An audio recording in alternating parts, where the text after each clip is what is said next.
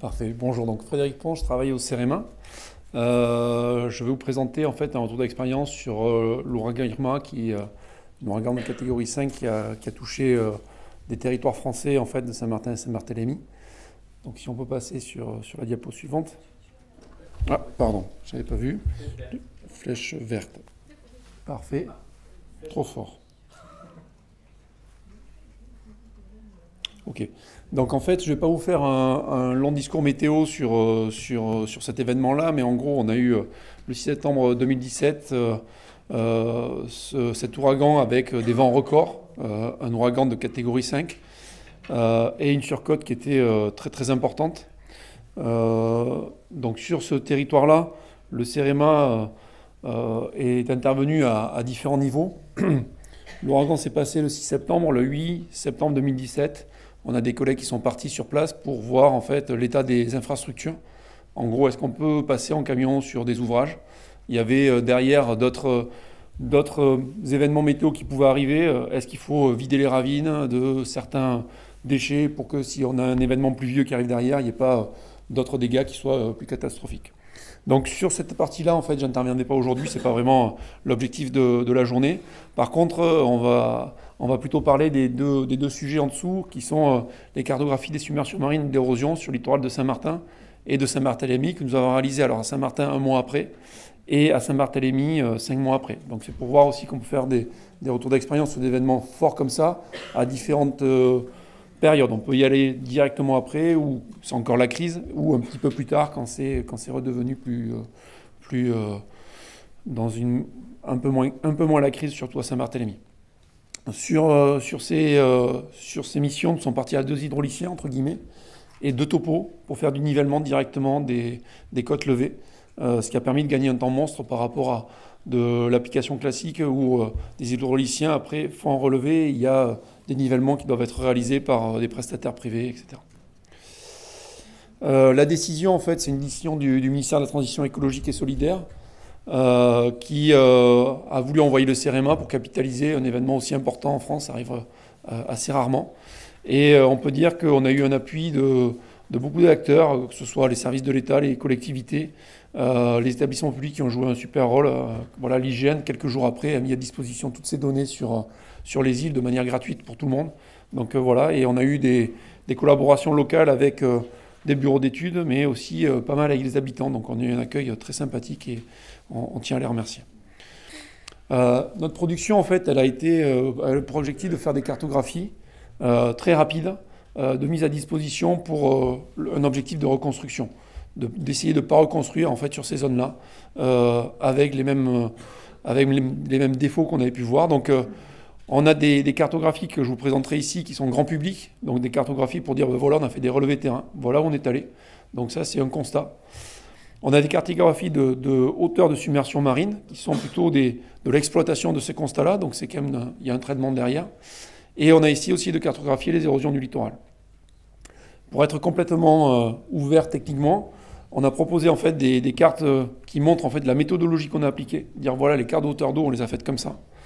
Et on a fait aussi, on a fait voir toutes les données qu'on avait pu collecter, des cartes, des images disponibles. Donc on a des images aériennes, mais vous verrez, on aura des petits zooms plus tard.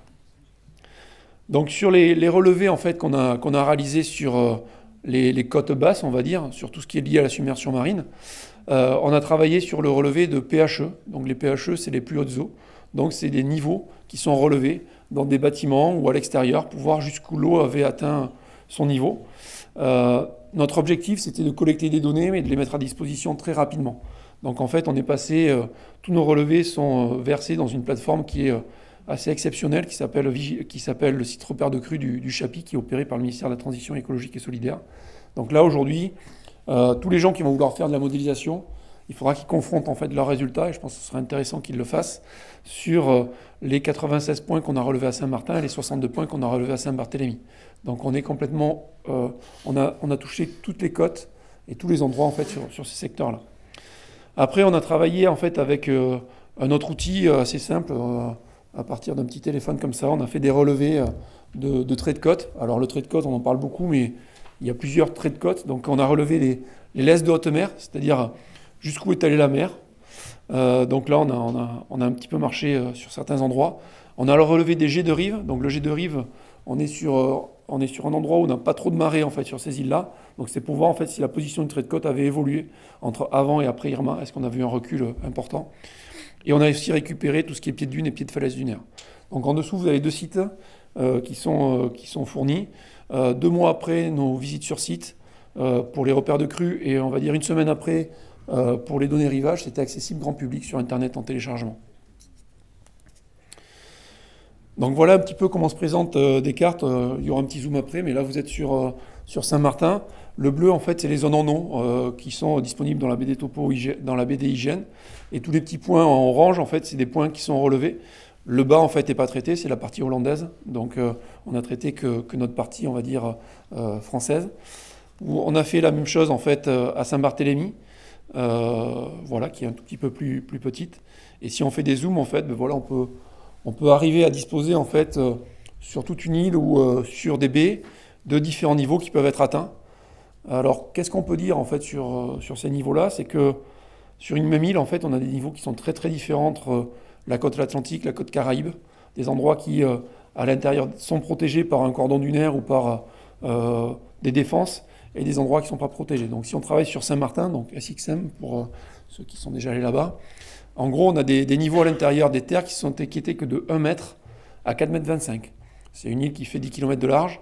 Le marégraphe en fait du CHOM fournissait quelque chose à peu près à 2,35 m en NGG, donc c'est pas la bonne, donc bon, peut-être qu'il a changé depuis. Mais bon, le 2,35 m il est très cohérent avec des valeurs qui sont derrière le port. C'est pas un marégraphe du CHOM, d'accord, oui. En tout cas, il est sur FMAR et voilà, c'est un marégraphe de la collectivité qui est dans le réseau du CHOM. Voilà. Et ce qu'on peut voir aussi, en fait, c'est qu'à l'intérieur d'une même anse, là on est sur la anse des Flamands, donc c'est à Saint-Barthélemy, on peut avoir des écarts qui sont très importants entre un côté et l'autre côté de la anse. Donc vous voyez, on est plutôt côté ouest vers du 3 mètres NGG, alors que côté ouest, on est plutôt vers du 4 mètres, qui sont liés à des effets de houle locaux qui sont très très importants. Donc là, on est sur des distances qui sont quand même relativement faibles.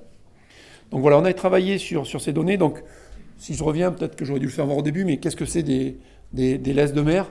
Vous voyez, par exemple, c'est des traces laissées dans les bâtiments. Vous avez en haut des traces laissées sur des bâtiments. Je ne sais pas comment on fait ça, Voilà, donc là, vous avez des traces laissées sur des bâtiments.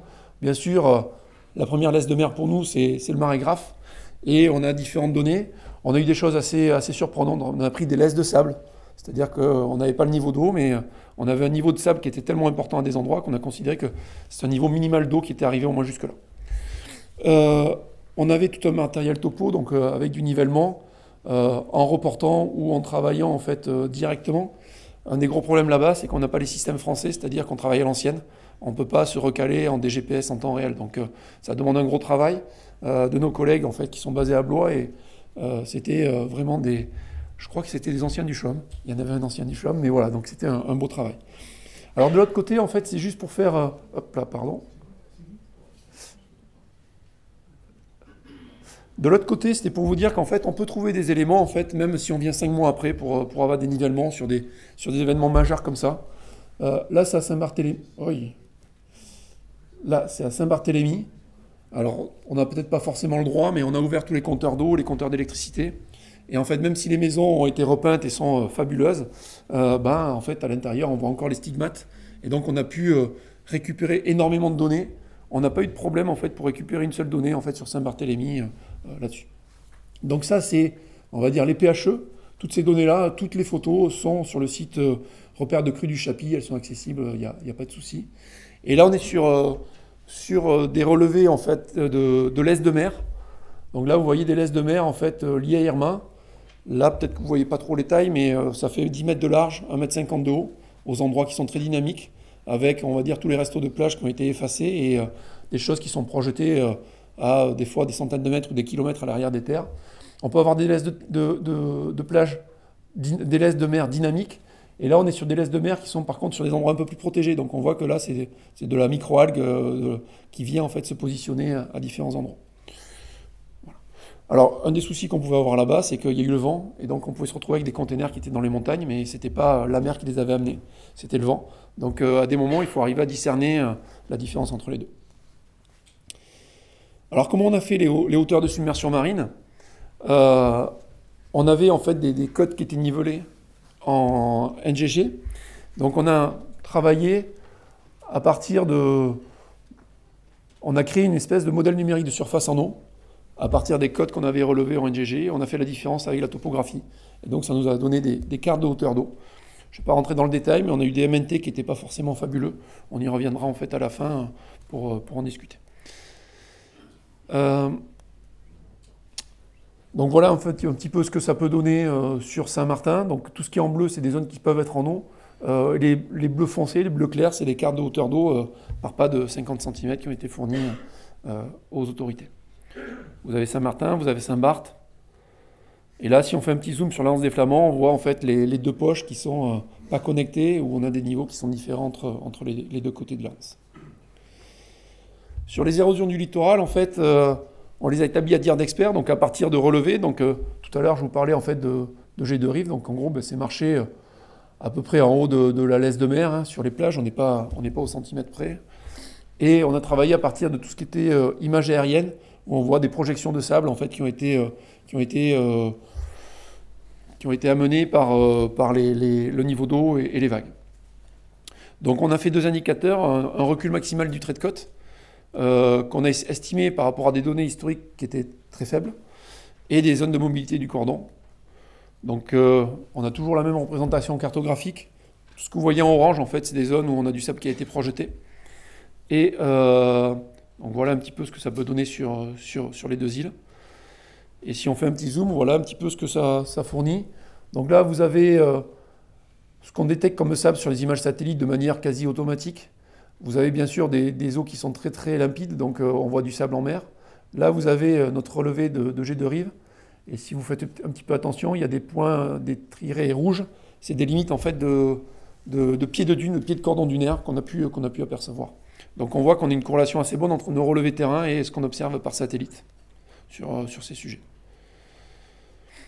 Alors, sur le trait de côte, en fait, on n'a pas une mobilité qui a été énorme. C'est-à-dire que contrairement à ce qu'on aurait pu penser sur des côtes, si on pense en fait à la Camargue, je suis basé à Aix-en-Provence, on a en fait un socle qui est rocheux. C'est-à-dire qu'on a sur toutes les plages, en fait, tout le sable s'appuie sur des cailles. Et donc, c'est un socle qui est rocheux. Donc, on va dire le sable, il peut être perdu, on va perdre du volume, mais la position, on va dire, du zéro NGG, elle ne va pas trop bouger. Et ce qu'on peut se rendre compte, c'est que si on va fonder des structures sur ce socle en dur, il n'y a pas de souci. Donc là, on est sur des maisons assez anciennes, faites par, on va dire, des historiques de Saint-Martin. Par contre, on peut être riche, mais si on ne va pas chercher la fondation en fait, au bon endroit, on a notre maison qui se casse. Donc en fait, on avait un mélange de tout et de situations qui étaient très différentes. Je ne vous fais pas voir, mais en gros, là, en marché, on avait une maison qui était démontée. La maison d'après, elle n'avait rien. La maison d'après, elle était démontée. Donc si on veut faire des infrastructures, à un moment, enfin, on peut s'adapter, mais il faut savoir un petit peu travailler dessus. Donc voilà, en fait, ça c'est les cartes en fait, techniques qui disent partout quel niveau on a pu choisir. Donc elles ne sont pas forcément fournies au grand public, mais elles ont été fournies aux autorités pour qu'ils sachent en fait, d'où viennent nos travaux. Ça c'est les cartes en fait, où on s'est basé sur tout ce qui était images. C'est-à-dire, là vous avez la photo satellite, et vous avez par exemple en noir plein de petites photos qui sont liées à des avions ou des hélicos. En vert, c'est des choses qui sont du dynamique, on a des vidéos, on a du drone qui est passé. Donc on s'appuie aussi sur toutes ces données-là pour confronter en fait nos calculs et nos résultats à des données, on va dire, constatées. Donc là, on est pareil sur Saint-Barthélemy. Au final, en fait, l'objectif de ce travail-là, c'était de porter à connaissance assez rapidement de la collectivité, en fait, les emprises IRMA, pour pouvoir en fait avoir des règles d'urbanisme qui sont liées à la reconstruction en urgence. Vous avez en magenta, en fait, c'était l'emprise du plan de prévention des risques littoraux qui était fait en fait avant Irma, et tout ce qui est en bleu, c'est les zones qui ont été dépassées pendant Irma. Donc voilà, on a des choses qui sont quand même assez différentes. À des endroits, on a le PPR qui était plus large qu'Irma. C'est-à-dire qu'à des endroits, par exemple, on a eu la chance d'avoir, hop là, on a eu la chance en fait, là, je ne vois pas bien, mais là on a l'aéroport français. L'aéroport français, en fait, on a eu qu'un mètre d'eau dans les étangs. C'est l'aéroport qui a pu tenir et qui a pu amener les secours par rapport à l'aéroport hollandais qui avait été complètement saccagé. sur les principales recommandations, c'était installer des repères d'inondation Irma sur les bâtiments publics pour garder en fait la connaissance et la culture du risque. La deuxième, elle est quand même très importante, c'est acquérir en fait des données litho 3D. On est sur un territoire en fait qui est important. On l'a demandé dès le premier jour. On nous a sollicité, on a dit on n'a pas de données topo fiables. Il faut avoir un projet litho 3D important. Installer des houlographes. On n'a pas d'holographe, donc on ne connaît pas la houle sur ces secteurs. Et quand on voit les différences entre côté Atlantique et côté Caraïbes, il y a quand même des choses qui sont incroyables.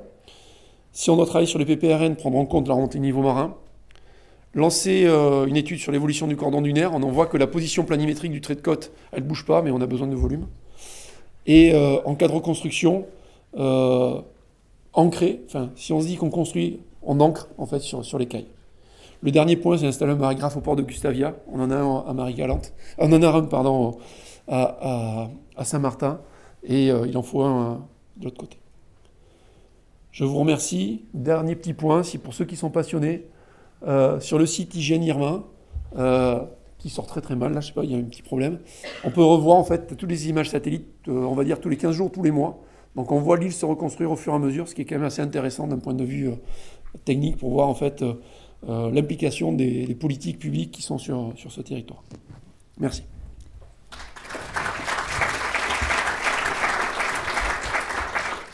Est-ce qu'il y a des réactions du coup dans la salle par rapport à cette présentation? Oui, merci. Bonjour, Marc Andrievski d'EDF. Emmanuel Garnier a fait aux Antilles l'analyse des cyclones sur les 300 dernières années en dépouillant les archives historiques qui viennent des administrations et qui contiennent finalement toutes les destructions qui se sont passées.